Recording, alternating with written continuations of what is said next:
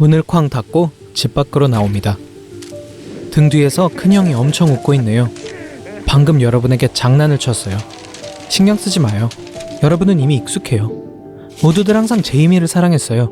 그는 가족 중에 농담을 잘하는 사람인데 심지어 부모님에게도 그렇죠. 반면에 여러분은 꿔다 놓은 보릿자루 같은 존재예요. 학교에서 여러분의 성적은 평균이에요. 특별히 잘하는 건 없어요. 아무도 여러분을 알아채지 못하지만 괜찮아요.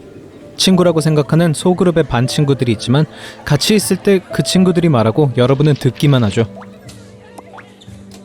그것도 괜찮아요. 뭐 적어도 그랬었죠. 친구들이 여러분을 빼고 한 친구의 집에서 논 걸 알기 전까지 말이죠. 그래도 여러분은 털어내고 외로운 생활을 계속 이어가죠. 괜찮아요. 여러분은 꽤 일찍 외로움에 익숙해졌어요. 주변 모든 사람들이 여러분을 이해하려 노력하지 않았을 때 그건 인생의 평범한 것이 되었어요. 심지어 외톨이가 되는 걸 약간 좋아하기 시작했죠. 혼자 하고 싶은 거 다 할 수 있고 가끔 형에게 동정심을 느낄 때도 있었어요. 형은 예를 들어 직접 자신이 가기 전에 항상 친구들이 영화를 보러 가고 싶은지 확인해야 하는 그런 사람이었죠. 그리고 마이카라는 친구가 있는데 같은 반 친구지만 정반대예요. 잘생겼고 항상 친구들과 그를 좋아하는 사람들에 둘러싸여 있고 운동도 아주 잘해요. 여러분은 마이카가 거울 앞에서 저 환한 미소를 연습했는지 궁금해하죠. 너무 헐리우드 액션 같거든요. 마이카는 선생님을 포함한 모든 사람들로부터 온갖 종류의 상과 칭찬을 받아요. 질투난다거나 그런 건 아니지만 그가 모든 관심을 받는 건 좀 불공평한 것 같아요. 오늘은 날이 좋아 쉬는 시간을 야외 공원에서 보내기로 결심하죠. 조용한 장소를 찾아 책가방을 내려놓고 앉아서 햇볕을 즐기고 있죠. 가방을 뒤져서 도시락을 찾는데 없네요. 오늘 아침에 엄마가 싸주는 걸 잊은 것 같네요. 정확하게 이런 경우를 대비해 다른 주머니에 숨겨둔 캔디바를 꺼내주고 씹어먹기 시작하죠. 그러다 얼마 멀지 않은 곳에 낯익은 모습이 보여요. 마이카예요. 혼자서 약간 그늘져 보여요. 평소와는 전혀 달라요. 마치 무슨 일이라도 있는 것처럼 잔뜩 웅크리고 생각에 잠겨있네요. 여러분은 마이카도 풀밭에 앉아 눈을 감은 채 나무에 기대는 것을 봐요. 잠시 후 교실로 향하는데 마이카는 여전히 그 자리에 앉아있어요. 뭔가 잘못된 것 같아 보여요. 다음날 모든 게 정상으로 돌아왔어요.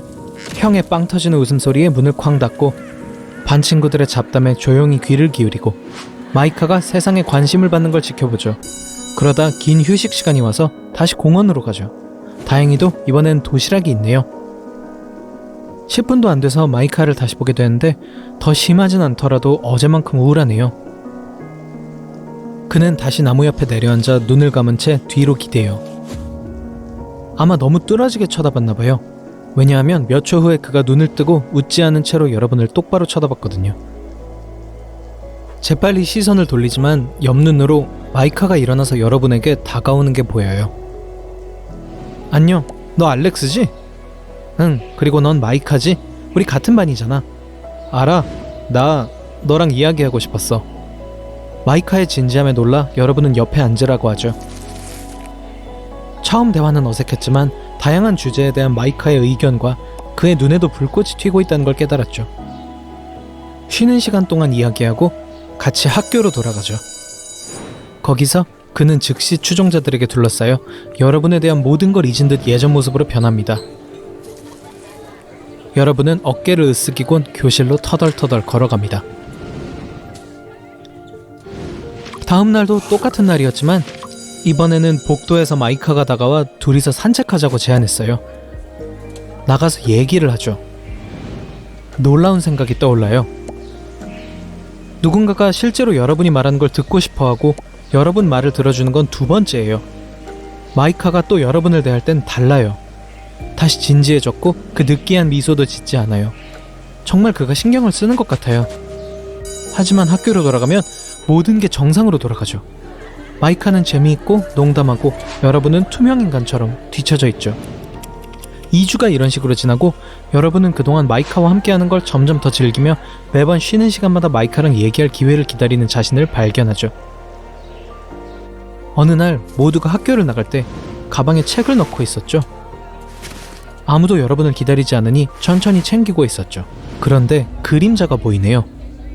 마이카가 여러분 옆에 서 있고 둘 말고는 아무도 없어요. 그는 집까지 걸어가고 싶은데 같이 가주면 기쁠 것 같다고 해요. 여러분도 동의하고 같이 학교를 나오죠. 1시간 넘게 걸으면서 그 시간 동안 계속 많은 걸 이야기하면서 의논해요. 둘은 공통점이 많지만 뭔가가 여러분을 괴롭혀요. 집에서 멀지 않은 곳에서 드디어 여러분은 그에게 애초에 왜 여러분을 선택했는지 물어봅니다. 어쨌든 그는 인기도 많고 친구도 많잖아요. 마이카의 반응이 놀라워요. 침울해져서 그들은 자신의 친구가 아니라고 말해요. 그러곤 해야 할 숙제가 많다고 말하며 빠른 속도로 가버렸어요. 당황한 여러분은 집으로 터벅터벅 걸어가요. 문간에서 만난 형이 쓰레기 봉지를 들고 우쭐해하면서 웃으며 쓰레기통에 버리라고 말하네요. 다음날 마이카가 학교에 안 왔어요. 그에 대해 아무에게 묻지 않지만 아파서 쉬고 있다는 이야기하는 걸 엿듣죠. 그는 이번 주 내내 나타나지 않았고 그게 여러분을 슬프게 한다는 걸 깨닫죠. 주말이 지나고 학교에 왔는데 마이카가 또 등교하지 않은 걸 알고 여러분은 놀랍게도 불안해져요. 일주일이 고통스러울 정도로 느리게 지나가요. 주말엔 방에 있으면서 형과 부모님의 걱정스러운 표정조차 눈치채지 못하며 지내죠. 일요일 저녁, 형이 여러분 방문을 조용히 두드리고 여러분이 저리 가라고 소리 지르자 달아난 소리가 들려요. 그날 밤엔 아무도 여러분을 귀찮게 하지 않아요. 월요일이에요. 아무 말도 하지 않고 밖으로 나오는데 여러분은 형이 바보 같은 장난을 치려 하지도 않았다는 걸 알아차리지도 못했어요. 버스에 올라타 제일 구석자리에 앉아 다른 아이들의 즐거운 수다를 무시한 채 창밖을 응시하죠. 교실을 돌아보지 않고 들어가 의자에 책가방을 던져 거기서 책들이 쏟아졌죠. 주변이 너무 조용하다는 걸 깨달았을 때 자신의 생각에서 깨어나요. 올려다보니 모두가 여러분을 쳐다보는 게 보여요. 그러다 누군가가 뒤에서 어깨를 건드려요. 바로 돌아서서 보니 마이카예요. 마이카는 충격받은 얼굴을 한 채 황급히 뒤로 한 발짝 물러나요. 여러분은 그를 응시하고 주위를 다시 둘러보고 선생님을 거의 넘어뜨릴 뻔하면서 교실을 뛰쳐나가요. 선생님은 돌아오라고 소리치지만 여러분은 속도를 더 내며 학교를 뛰쳐나왔어요. 자신이 하고 있는 일도 이해를 못하고 있는데 익숙한 목소리가 여러분 이름을 부르는 게 들려요. 마이카예요. 마이카가 쫓아오고 있어요. 서서 그를 화난 눈으로 쳐다보고 그가 따라잡았을 때 그는 여러분 어깨에 손을 얹고 말해요. 미안해, 내가 설명할게. 알고 보니 마이카는 항상 다른 사람들의 인정과 칭찬을 받고 싶어 했고 그걸 위해 열심히 했던 거였어요. 그는 불평할 것도 없었어요. 사랑하는 부모님, 사랑스러운 여동생, 그리고 그의 가족은 꽤 부자여서 그는 원하는 건 뭐든지 얻을 수 있었어요. 하지만 누구를 만나든 그는 곧 사람들은 자신이 아니라 단지 가족의 돈에만 관심이 있었을 뿐이란 걸 깨달았죠. 그래서 마이카는 자신의 이미지를 만들기 시작했어요. 운동을 잘했고 열심히 공부했고 그의 타고난 유머 감각은 모든 이들의 기분을 끌어올렸죠. 한동안 그의 인기는 그에게 자신감을 주었지만 또 보았죠. 사람들은 그가 좋아서가 아니라 그의 영광의 일부를 원해서 모였던 거예요. 모든 게 한꺼번에 그에게 되돌아왔고 그는 자기 함정에 스스로 빠졌다는 걸 깨달았어요. 그러다 여러분을 봤죠. 말수 적은 아이로 한 번도 아부한 적이 없는 사람 말이에요. 그는 가면을 쓰는 게 실증이 났고 여러분을 공원에서 만났을 때 그는 기회를 보았죠.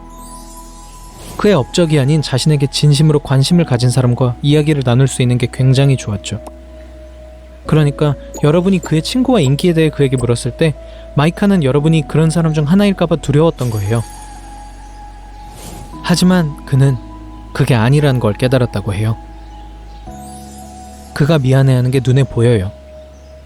그리고 그의 이야기가 끝난 후 이번 한 번 학교를 빠지고 2주 못 본 것을 보충하기로 결심하죠.